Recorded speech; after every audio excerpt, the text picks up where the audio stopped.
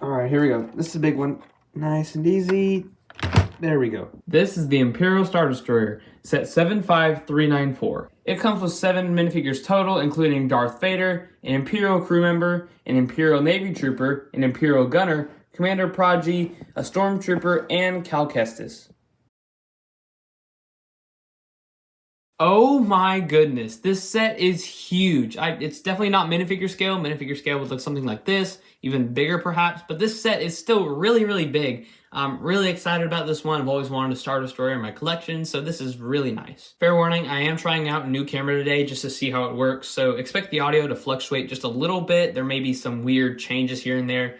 I will try and fix those in the future, but for now, just be prepared. Anyway, as you can clearly see, this thing is huge. As I said before, it takes up half this table. It is like super big. I mean, I'm just trying to fit this thing onto one screen, but you can see just it's really long and has a lot of detail on it. I love the greebling on the sides. Hey, Future Starbucks 7 here. As I'm editing this, I'm realizing I'm saying greebling instead of greeble, and greebling is actually that one kid from the Rebuild the Galaxy series, and greeble is actually the correct term, so sorry to confuse you. Back to the video. I love the greebling on the sides, and even up here, just so much kind of studded detail that I really love. Also want to point out the amount of detail on the bridge up here. It's just crazy. The amount of greebling up here to give it that detail. And in case you don't know what greebling is, it's basically that crazy textured surface that you see everywhere in Star Wars to make it look futuristic. That's basically what LEGO did here, and it's just crazy what LEGO pieces were used to accomplish this. It's amazing. And seeing as how this set includes Darth Vader and Commander Prodigy, I'm gonna guess this is the Devastator, which is Darth Vader's flagship. It is literally the second ship we ever see in Star Wars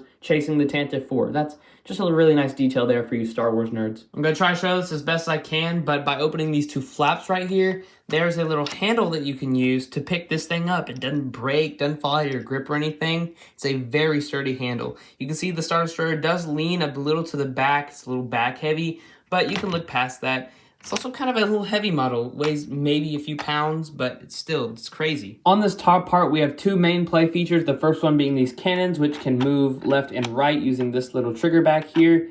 That's a very limited motion, but it still looks really cool. Next is this flick fire missile right here. By pushing this little tiny thing right here, it will fire, of course, and it went flying across my table.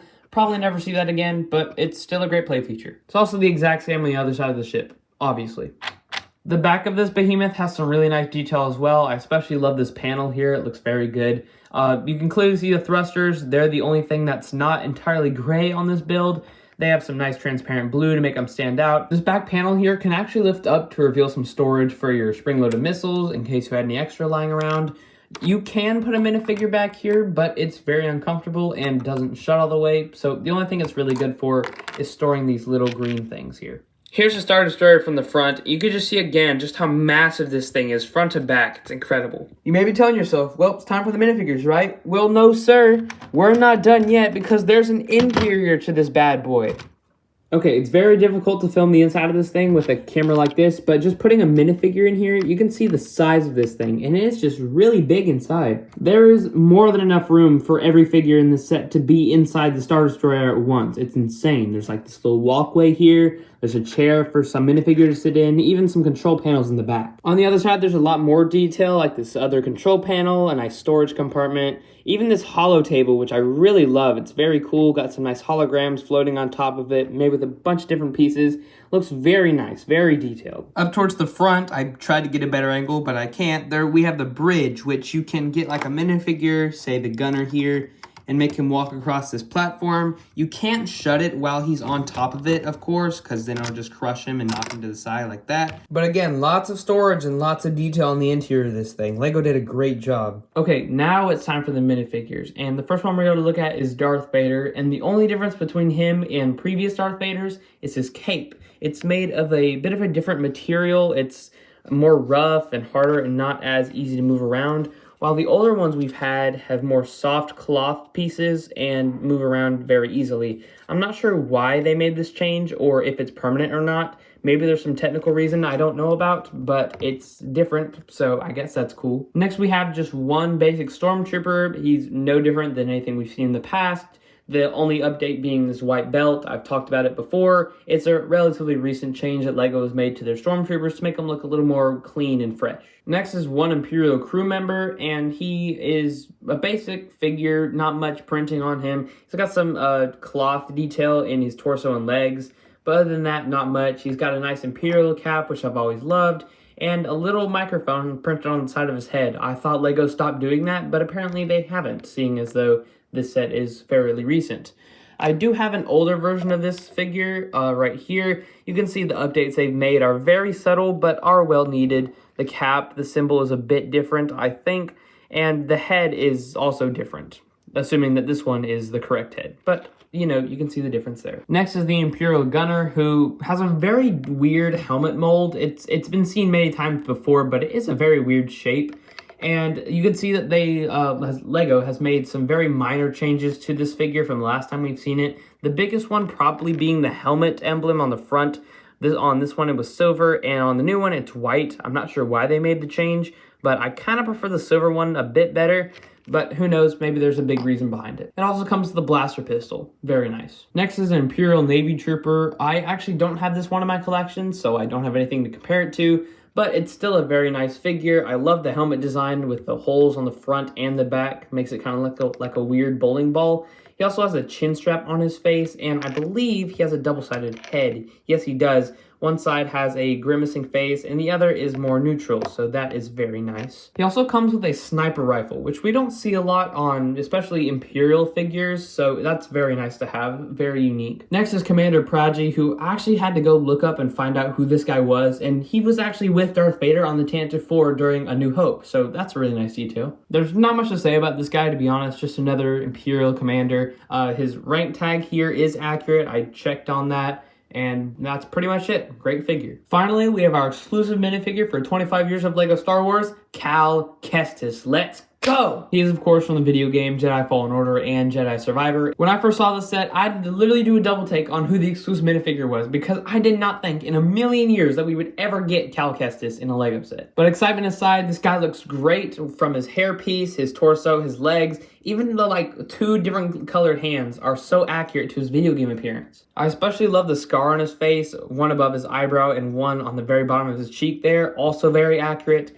I was a little confused as to why he didn't have a double-bladed lightsaber, but seeing as though you get that later in the video game, it makes sense. The back of this figure also has some great details from this little canteen at the bottom, even the straps on the back. Just looks really nice, really completes the figure.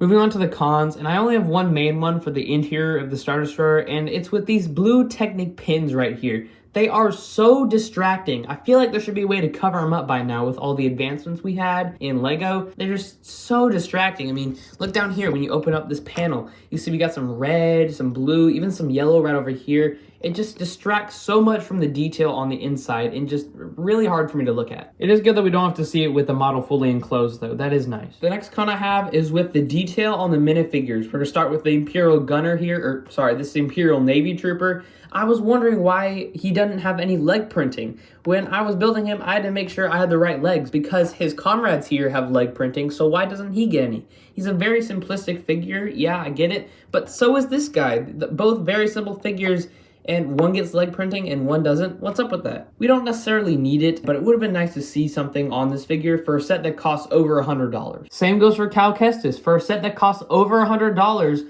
why doesn't Cal get any arm printing here? We saw on 5s in the Boarding the Tantive 4 set. I reviewed it on the channel. You can see it here. He got some really nice arm printing, so why doesn't Cal get any? It doesn't add up here. I'm not saying that Cal looks bad. He's actually very detailed, and I love him, but I just wish he could have been just that little bit better with some exclusive arm prints. Also have a con with Commander Praji, and it's not the legs because his pants are black with no detail, so it gets a pass, but it's with his face print. It doesn't really look like how he looks in A New Hope. In fact, we've seen this exact face on at least 10 other figures, including Stormtroopers, so that it's a bit of a lazy job from LEGO. I feel like he deserves an exclusive face print, but because nobody who knows who this guy is, it's kind of okay, not that big of a deal.